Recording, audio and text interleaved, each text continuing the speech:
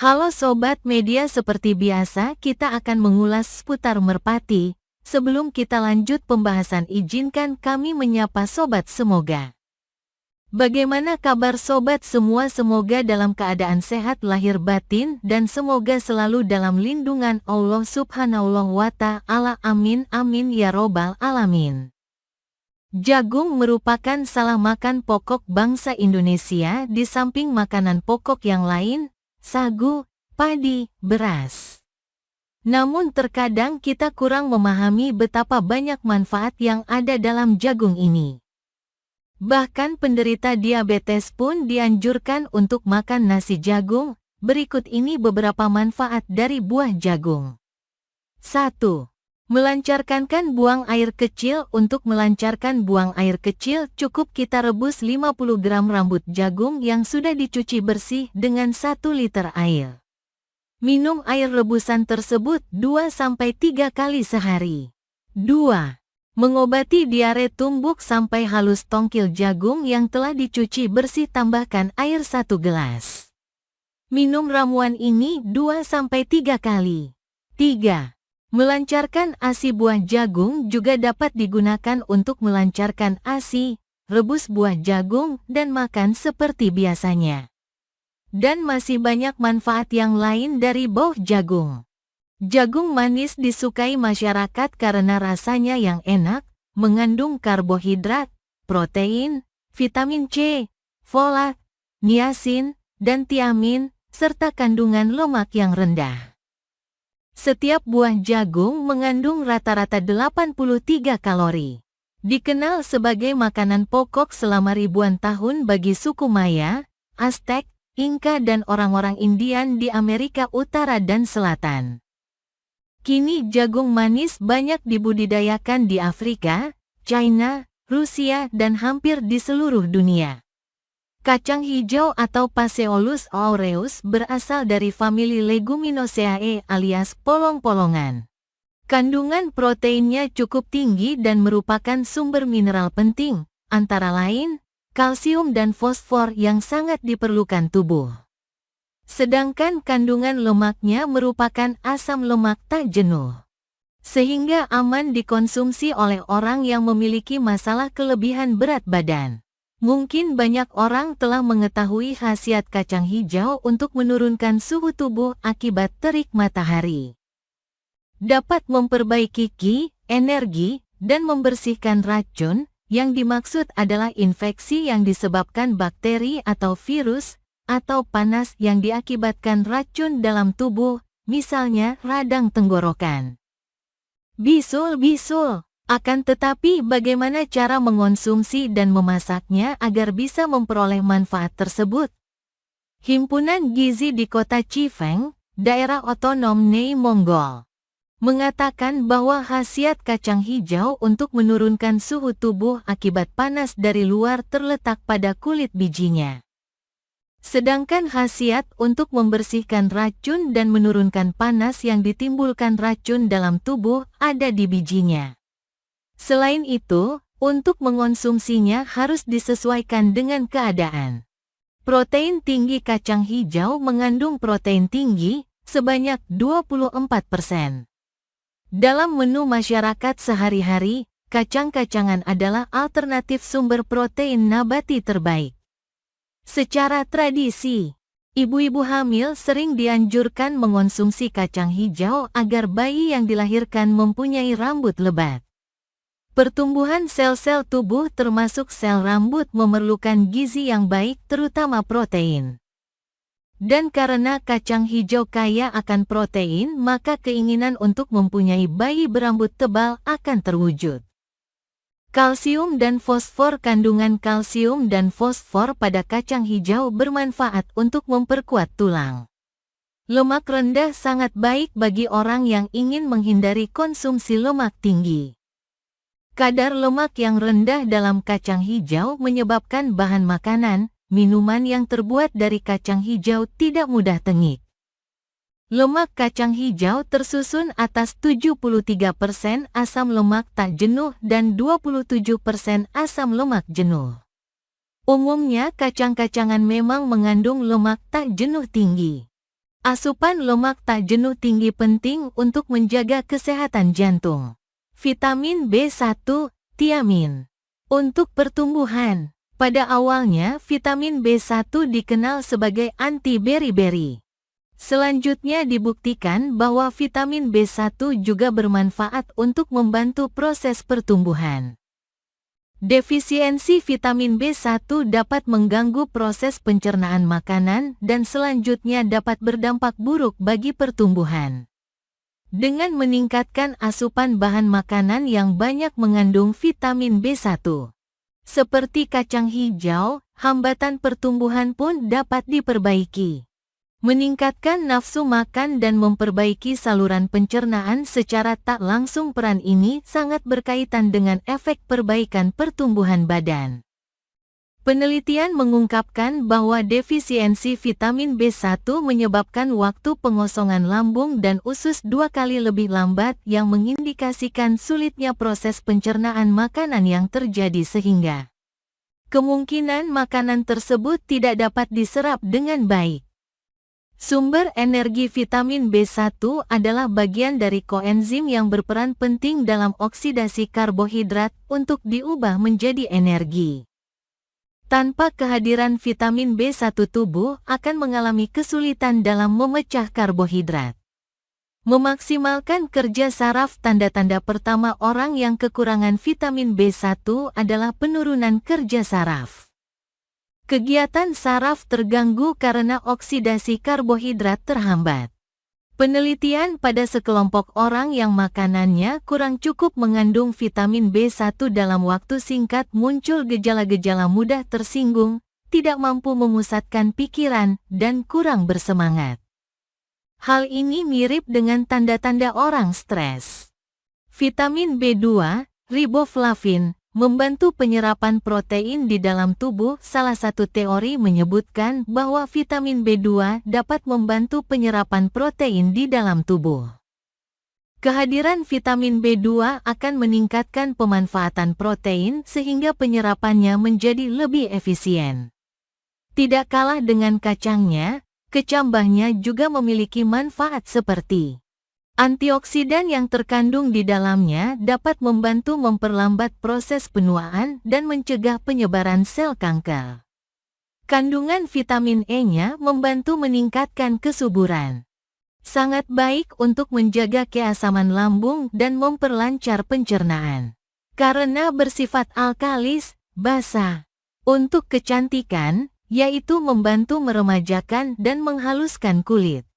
Menghilangkan noda-noda hitam pada wajah, menyembuhkan jerawat, menyuburkan rambut dan melangsingkan tubuh. Peneliti Dr. Frank Hu dari Harvard School of Public Health.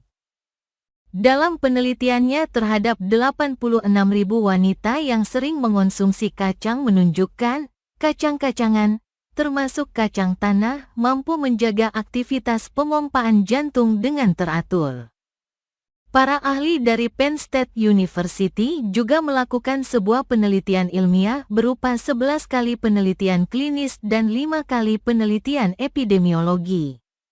Dari hasil penelitian tersebut, menurut Dr. Penny Chris Etherton, salah satu peneliti sekaligus guru besar di bidang nutrisi universitas tersebut, semakin sering seseorang mengonsumsi kacang, maka risiko terkena penyakit jantung koroner semakin berkurang.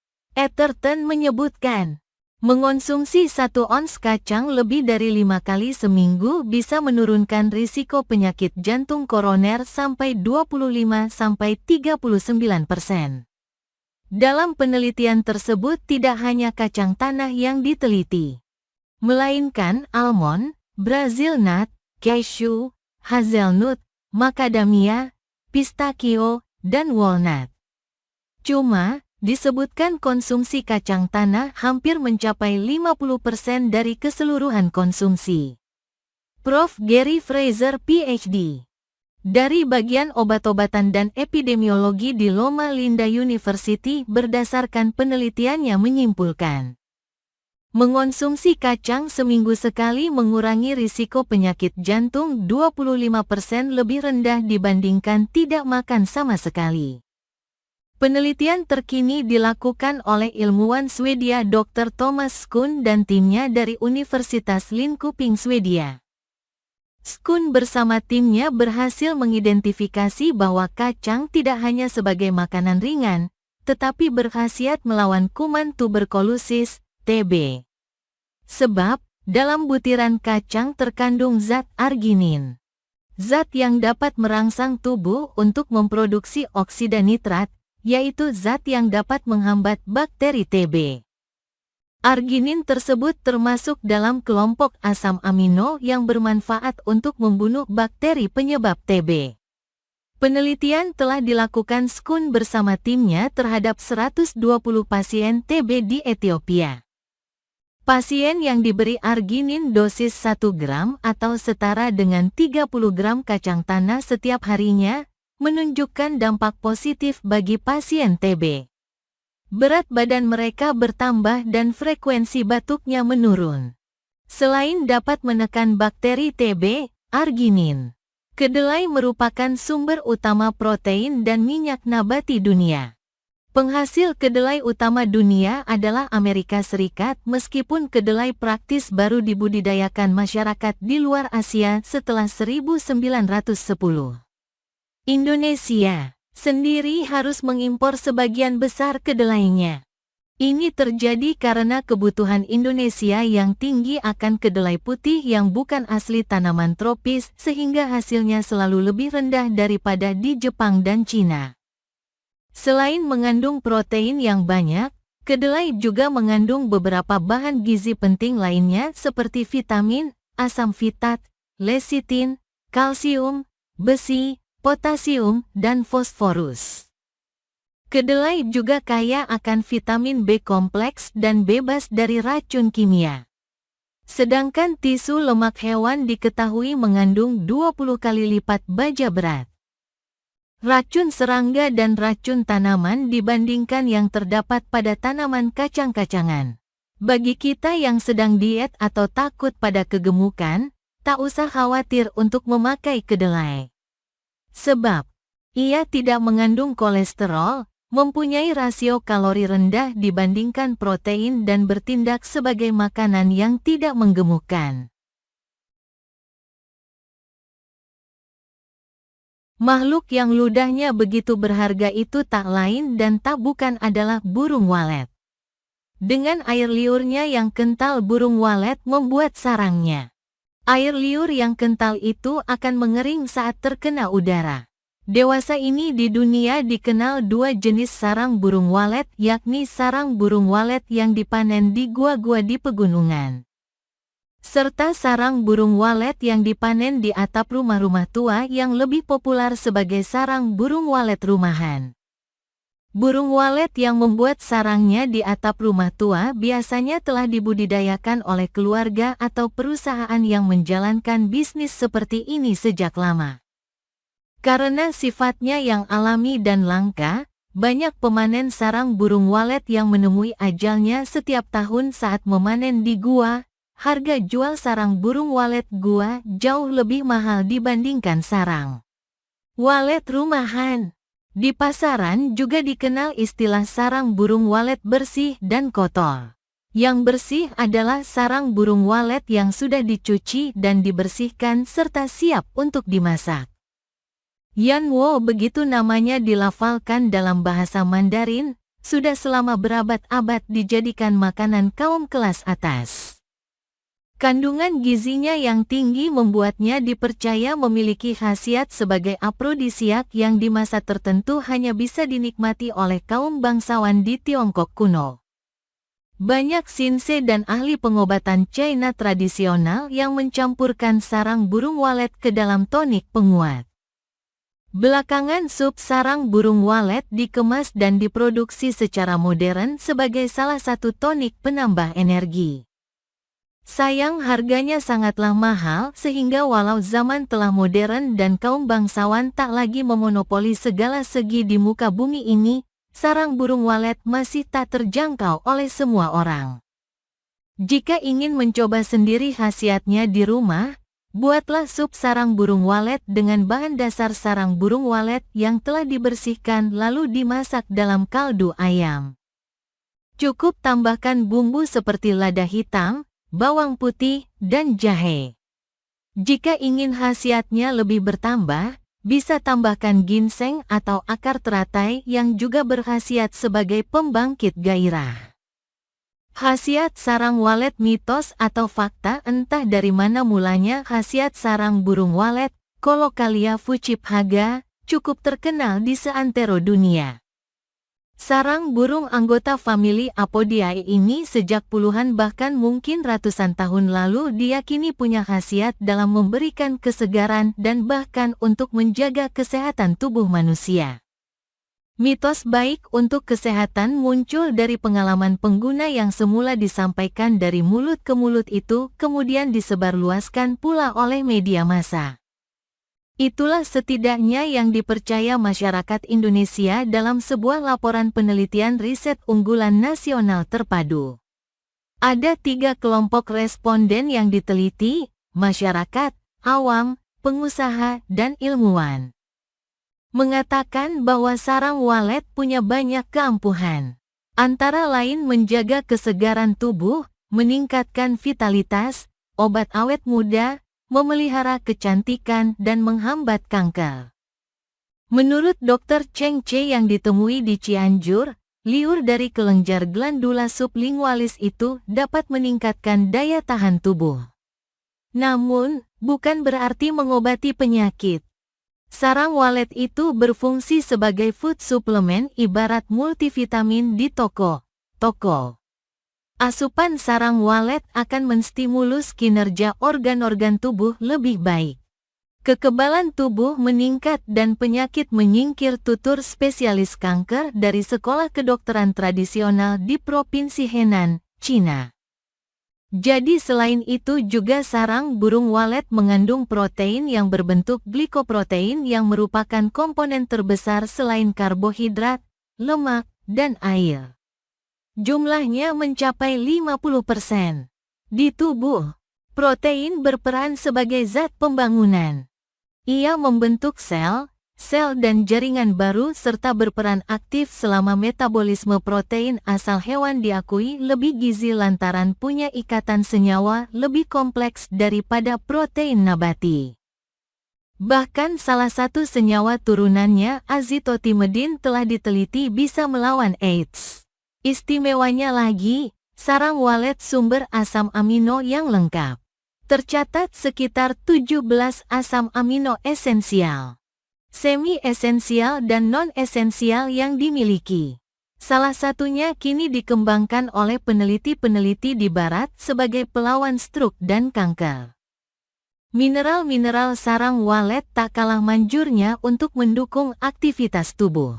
Ada 6 mineral yang sudah diketahui seperti kalsium, besi, fosfor, kalium dan natrium. Di dalam tubuh, kalsium berperan untuk pembentukan tulang. Sayangnya, mineral dan senyawa penting sarang walet mudah leyap. Oleh karena itu, Dr. Kong Yun Cheng dari Universitas Hong Kong menyarankan sarang walet tidak perlu dicuci, sebab glikoprotein akan terbuang, toh sup sarang walet tetap menunjukkan manfaat. Sugesti penyantaplah yang diduga jadi obatnya. Umumnya, sarang burung walet disajikan dalam bentuk sup dan dapat kita temukan di restoran Cina. Sebenarnya, pengonsumsian sarang burung walet ini bukanlah hal yang baru. Malah, sudah sejak abad 14, sarang burung ini dimanfaatkan sebagai makanan. Di Cina, sup sarang burung walet, Bearness soup, merupakan makanan favorit para raja dan bangsawan. Dan menurut cerita yang masih beredar sampai sekarang, mitos kali, Kaisar Ming sangat menggemari sup yang satu ini. Mungkin karena cerita atau mitosnya itulah, maka sup sarang burung walet dijadikan simbol makanan yang mewah dan bergengsi dan sangat mahal harganya. Tetapi, pengonsumsian sarang burung walet di Indonesia bisa dikatakan tergolong rendah. Hampir 90% sarang burung walet diekspor ke luar negeri. Pengonsumsian sarang burung walet ini pun masih ada bedanya. Kalau di Singapura dan Malaysia, lebih menyukai sarang burung yang mengandung lumut, moss nest, yang biasanya diambil dari gua karang di tepi pantai. Sehingga warnanya pun tidak sebersih sarang burung walet yang dibudidayakan di atap rumah. Katanya sih, rasanya lebih kenyal dan tidak cepat pecah saat dimasak. Sedangkan Cina dan Indonesia lebih menyukai sarang burung yang putih bersih. Untuk menentukan kualitas dari sarang burung walet, ada syarat tertentu yang harus dipenuhi. Misalnya ketebalan sarang. Seperti yang kita ketahui, sarang burung itu dibuat dari air liur burung walet tersebut. Setiap hari, sepasang walet betina dan jantan bergantian membuat sehelai sarang dengan cara mengoleskan air liur mereka ke dinding gua, dinding tebing, ataupun atap rumah. Ingat, satu hari hanya mengoleskan satu helai sarang aja. Jadi jangan heran, untuk membuat sarang saja dibutuhkan waktu sekitar 33-41 hari. Malah, pada saat musim kemarau, pembuatan sarang bisa lebih lama, sekitar 80 hari. Kualitas itulah yang menentukan harga atau nilai dari sarang burung walet tersebut. Sarang burung dengan kualitas sempurna yaitu memiliki bentuk seperti mangkuk, dindingnya tebal, kuat dengan tinggi kira 5 cm, serta bersih, tidak tercemar kotoran. Bisa dijual dengan harga yang cukup tinggi. Sebaliknya, sarang burung yang kualitasnya rendah, yaitu yang seratnya tidak utuh, kotor, serta bentuknya cacat, hanya bisa dijual dengan harga murah. Terdapat dua jenis sarang burung bila dilihat dari warnanya. Ada sarang burung putih yang seluruhnya terbuat dari air liur burung walet, dan sarang burung hitam yang terbuat dari campuran air liur dan bulu burung. Sarang burung walet yang berwarna putih lebih mahal harganya. Sarang burung yang putih bersih, harganya bisa mencapai 14 juta rupiah per kilogram. Sedang yang hitam paling hanya sekitar 1 atau 2 juta per kilogram. Ada juga sarang burung yang memiliki serat merah di sarangnya seperti darah. Itu harganya jauh lebih mahal lagi, yaitu sekitar 17 juta per kilogram. Berbagai penelitian telah membuktikan bahwa dengan mengkonsumsi beras merah secara teratur, ada banyak manfaat penting bagi kesehatan tubuh.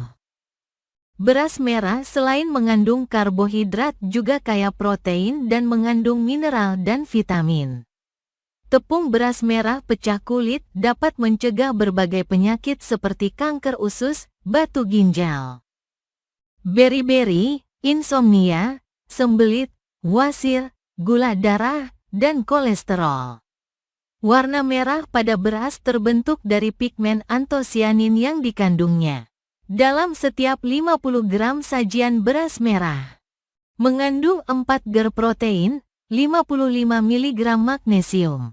Ia juga memiliki 1 mg lemak dan serat plus sejumlah mineral lainnya minus sodium, selebihnya adalah karbohidrat. Bila dilakukan penggilingan dan pencucian berkali-kali pada beras merah hingga menjadi putih, terbukti bisa merusak 67% vitamin B3, 80% vitamin B1, 90% vitamin B6, setengahnya mangan, setengahnya fosfor, 60% besi, dan menghilangkan serat serta asam lemak esensialnya. Untuk menggantikan zat gizi yang hilang dalam proses penggilingan dan penggosokan ini, biasanya dilakukan pengayaan dengan vitamin B1, B3 dan besi. Namun upaya ini tidak memulihkan sepenuhnya. Sekurangnya 11 zat gizi hilang dan tidak dapat digantikan dengan proses pengayaan ini. Dalam peringkat makanan, beras merah menduduki ranking pertama sebagai sumber mangan, selain sumber mineral selenium dan magnesium. Cukup secangkir beras merah mampu menyediakan 88% mangan setiap harinya. Mineral ini membantu menghasilkan energi dari protein dan karbohidrat. Mineral ini pun memegang peran utama dalam sintesa asam-asam lemak yang penting untuk kesehatan sistem saraf, dan dalam produksi kolesterol, yang digunakan tubuh dalam menghasilkan hormon-hormon seks. Mangan juga komponen yang penting bagi enzim antioksidan penting yang disebut superoksid dismutase yang memberi perlindungan akibat radikal bebas selama proses metabolisme dalam tubuh. Magnesium yang terkandung dalam beras merah, menurut beberapa studi mampu menurunkan keakutan asma, menurunkan tekanan darah tinggi, menurunkan frekuensi migrain, dan menurunkan risiko serangan jantung serta stroke. Magnesium membantu mengatur irama saraf dan otot dengan menyeimbangkan aksi kalsium. Magnesium juga perlu untuk kesehatan tulang. Sekitar 2/3 magnesium di dalam tubuh manusia ditemukan dalam tulang. Secangkir beras merah akan memberi Anda 21% keperluan sehari-hari akan magnesium. Bagaimana cara memilih bibit yang tepat dan bagaimana beternak yang benar? 1. Dalam breeding yang harus dipegang tidak boleh keluar adalah harus dari terah burung bagus, harus dari terah juara. Tidak mesti mantan burung yang juara yang kita ternak karena burung juara belum tentu menghasilkan anak yang juara, menurut Dr. Wim Peter. Berdasarkan pengalamannya burung yang kinerja bagus hanya mampu menurunkan sekitar 10-20% anak bagus. www.merpati.org. Bahkan saudara dari burung yang juara banyak yang mengeluarkan anak yang juara. Dan sudah banyak terjadi bahwa burung yang juara kemungkinan akan memunculkan anak yang bagus, juara bila bertemu lagi dengan gen, terahnya. Atau bisa cucunya nanti yang bisa juara sama dengan cara inbreeding, linebreeding atau bahkan outcross breeding. 2. Urung-urung bagus, juara saat ini bukan dilatih atau dihasilkan baru-baru ini tapi sudah dihasilkan atau dibuktikan jauh sebelumnya. Dengan berpatokan bahwa tidak semua burung juara menghasilkan anakan juara, sehingga bila hanya menginginkan terah juara, tidak perlu kita beli dari anak burung juara tersebut, tapi cari info. Sebanyak-banyaknya mana saudara burung tersebut. 3. Dalam memilih indukan, melihat burung juara jangan terkecoh dengan nama dan asal dari mana burung tersebut berasal karena untuk burung-burung yang memiliki kelas istimewa sampai saat ini tidak banyak. Amati betul ciri-ciri fisik karena mutasi burung. Tukar-menukar burung, jual beli tidak terbatas dalam jarak dan waktu. Ciri-ciri yang harus diamati DLM burung, paruh, kepala, warna, lar, lidi, tulang bawah. Jarak atar capit udang dengan tulang bawah dan betuk capit udang serta kaki, berbulu garis, gondrong, bulu semata kaki. Kalau kita hafal ciri-ciri burung juara pada bentuk fisik di atas dimanapun terah burung ini berada, maka kita bisa menebak terah siapa burung tersebut dan mau ternak seperti apa kita. 4. Breeding. Semua orang selalu menginginkan anak yang dihasilkan akan bagus, namun bila tidak bagus akan dibawa kemana burung tersebut. Tapi dengan beternak seperti yang sudah disarankan di forum, inbred, linbreedi, crossbred, ini maka tujuan ternak kita akan jelas bahwa bila anak yang dihasilkan tidak bagus, maka kita akan melakukan silangan berikutnya yang tentunya menyimpan terah burung-burung juara yang kuat. Darahnya. 5. Cara singkat beternak. Tentunya saya tidak harus selalu mengikuti bagaimana metode breeding yang sudah ditulis, namun saya juga tidak mau lepas dari metode tersebut. B.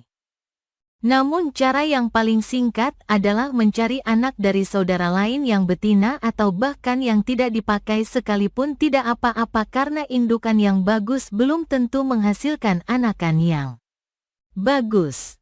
Indukan yang kurang belum tentu menghasilkan anakan yang kurang sepanjang memang terahnya burung juara, ini sudah saya buktikan. Karena dengan menggabungkan terah yang bagus, linebred, kemungkin besar anakannya akan keluar bagus daripada menggabungkan dua terah bagus yang tidak ada hubungan darah. Minimal karakter akan merata. C. Bila ternyata terahnya kurang kuat, cari lagi anak, saudara, kakek, nenek dari indukan tersebut untuk disilangkan lagi, sampai mendapatkan karakter seperti jaguar yang juara. Jangan percaya omongan orang, katanya. Yang terpenting pegang ciri-ciri fisik yang sudah kita hafal, jangan terkecoh cerita. Untuk penyilangan, breeding karena waktu dan biaya tidak sedikit yang dibutuhkan. Kalau bisa cari terah dari betina yang akan kita jodohkan yang terbukti mengeluarkan anak yang bagus, pinjam. Sewa gak apa-apa kalau gak mampu beli karena lebih baik sewa tapi hasilnya pasti daripada beli belum tentu pasti. Tawarkan bagi hasil atau nanti kalau keluar anak pemilik indukan suruh pilih dahulu daripada kita karena otomatis bila hasil anakan yang dihasilkan bagus otomatis besuk-besuk dia akan meminjamkan. Lagi, bila merpati yang dihasilkan memiliki kualitas yang bagus, juara, jangan pernah berbohong bahwa ternakan ini hasil ternak sendiri tanpa pinjam dari orang lain. Usahakan sejujur mungkin. D. Karena hasil pengamatan saya peternak yang mampu menghasilkan anakan yang merata baik sengaja atau tidak sengaja mereka melakukan metode breeding inbred, linebred dan outcrossbred sehingga ada istilah terahnya kuat. 6. Khusus dalam permainan merpati kunci yang harus dipegang, merpati hanya berpikir menggunakan insting. Manusia berpikir menggunakan logika dan insting. Jadi hendaknya kita selalu menggunakan insting dan logika bila bermain merpati. Jangan hanya menggunakan insting karena bila kita hanya menggunakan insting maka kita seperti 7. Dalam melatih merpati kemampuan joki dapat maksimal melatih merpati hanya berkisar 6-10 merpati. Bila seorang joki diharuskan melatih 20-30 merpati apa bisa maksimal? Apa joki akan jeli melihat mana burung yang harus diperbaiki, mana yang bisa diteruskan. Merpati bila akan maksimal seperti main tinggian lepasan 1 km, sebelum mencapai jarak tersebut, coba digenjot pada jarak 100 meter 300 meter. Lepas sebanyak mungkin kalau perlu 8-12 kali lepasan karena menurut kami ini dasar untuk mencari jalur dan menunjukkan karakter pada saat lihat geberan. Sehingga perlu joki tambahan untuk burung kita sendiri selain joki kandang. 8. Banyak belajar pada pemain balap untuk perawatan dan dasar latihan karena pemain balap lebih jeli dan teliti untuk merawat. Disebabkan burung yang dipegang tidak terlalu banyak dibanding pemain tinggian, mulai dari kawinkan di malam hari berapa kali, kondisi barang pada saat keluar kandang malam hari, kotoran pada pagi hari, kondisi di dalam dondang sebelum berangkat dan lainnya, dalam breeding dan bermain merpati yang harus dipegang adalah ketekunan, sabar dan ketelitian serta ditambah pengetahuan. Gali informasi sebanyak-banyaknya, lakukan analisa dan ambil kesimpulan secara tepat dan benar. Semoga bermanfaat dan salam merpati lovers.